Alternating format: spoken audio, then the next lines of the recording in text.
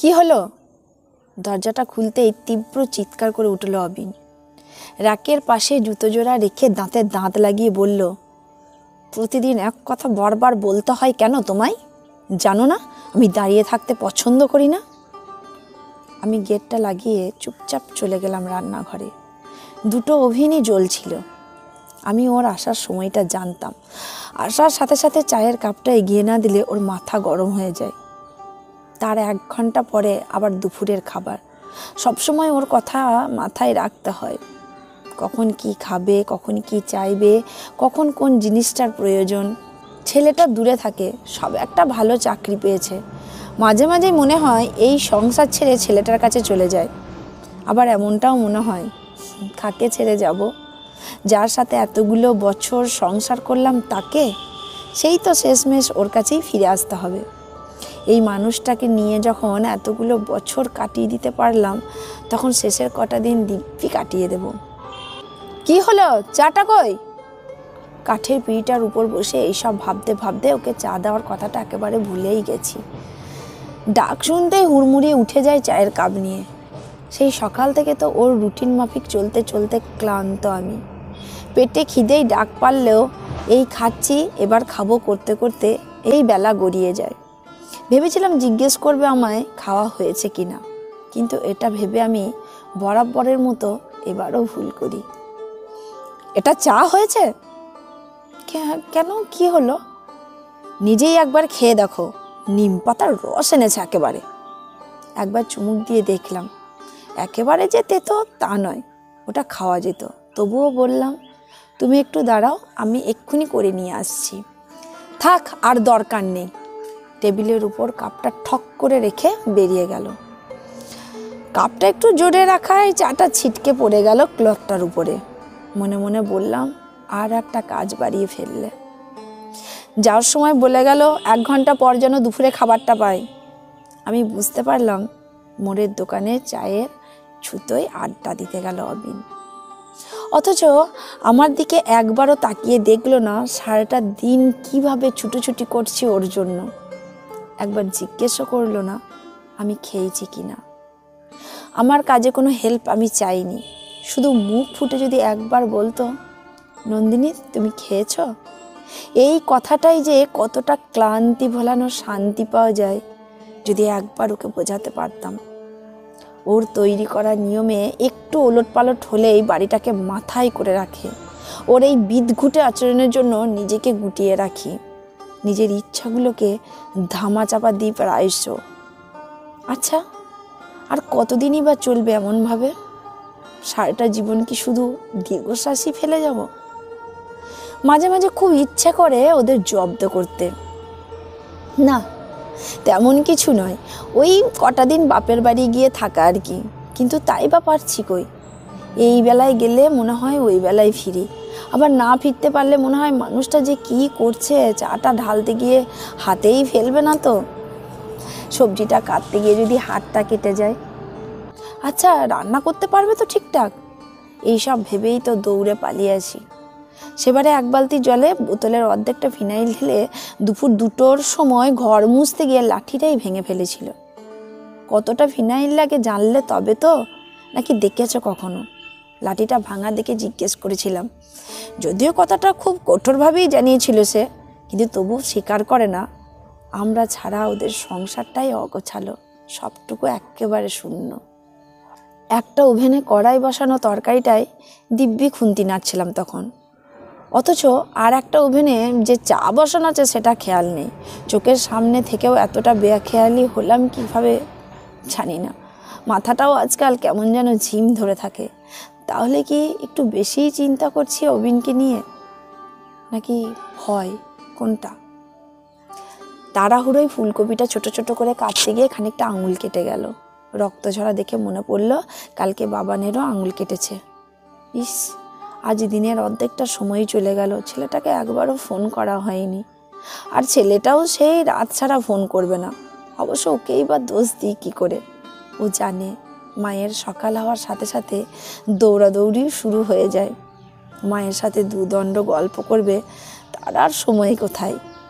ছেলেটা যে কি রান্না করলো, কি খেলো কি জানি, ফুলকপিটা একটু নুন আর হলুদ মাখিয়ে রেখে অফিসের কাগজপত্রগুলো ঠিক করছিলাম। সকালবেলা স্যার ফোন করেছিলেন আজকেই জমা দেওয়ার শেষ তারিখ। এদিকে ও 1 ঘন্টা সময় দিয়েছে।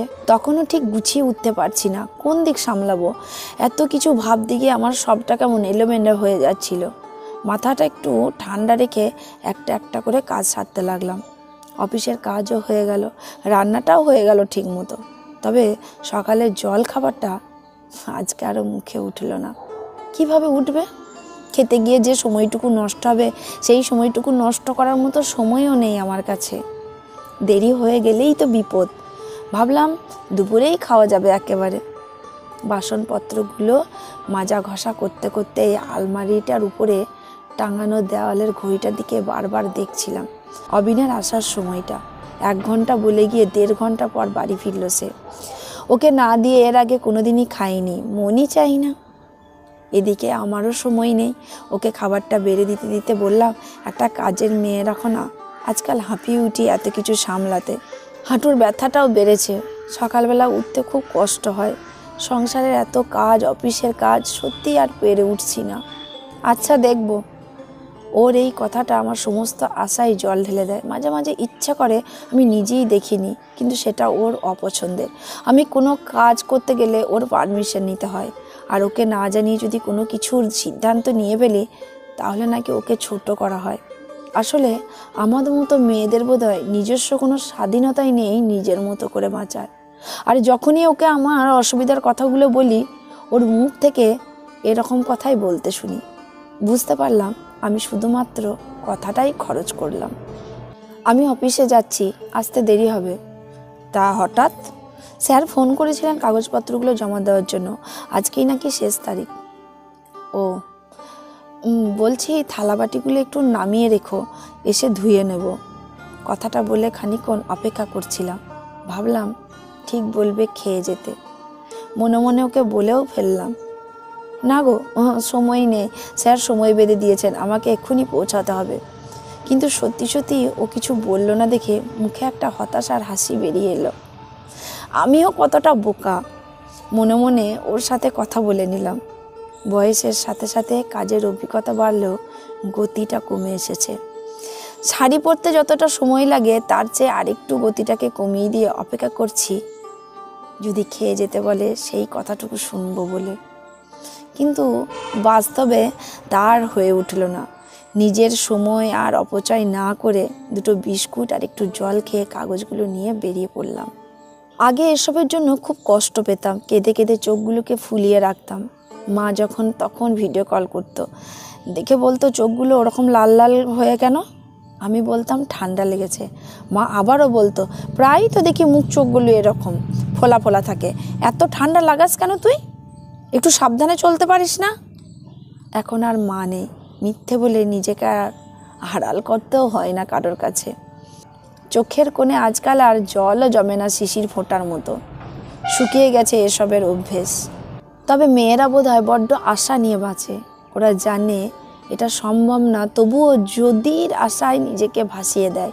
আর সেই আশা যদি একটু জীবিত হয়ে যায়, তখন সব কষ্ট সে ভুলে যায় আর এক টুকরো সুখকে আঁকড়ে ধরে বাকি জীবনটা অতিবাহিত করতে দেয়। হয়তো এরই নাম মেয়ে। প্রত্যেকটা স্বামীর উচিত তার স্ত্রীর প্রতি কর্তব্যরত থাকা, তাদের ভালো মন্দের দিকে খেয়াল রাখা। একটা মেয়ে যে সংসারটাকে তার নিজের সংসার বলে আগলে রাখে, সেটা কিন্তু তার একার নয়। ওই সংসারটার প্রতি যতটা দায়িত্ব তার আছে, ঠিক ততটা দায়িত্ব তার স্বামীরও। নন্দিনী নিজের অফিস সামলেও সে তার পরিবারের প্রতি যথেষ্ট সচেতন এবং দায়িত্বশীল। তবে নন্দিনীর দিকে নজর রাখাটাও তার স্বামীর দায়িত্ব এবং কর্তব্য। নন্দিনীর মতো মেয়েরা দিন শেষে শুধু হতাশাই দেখে।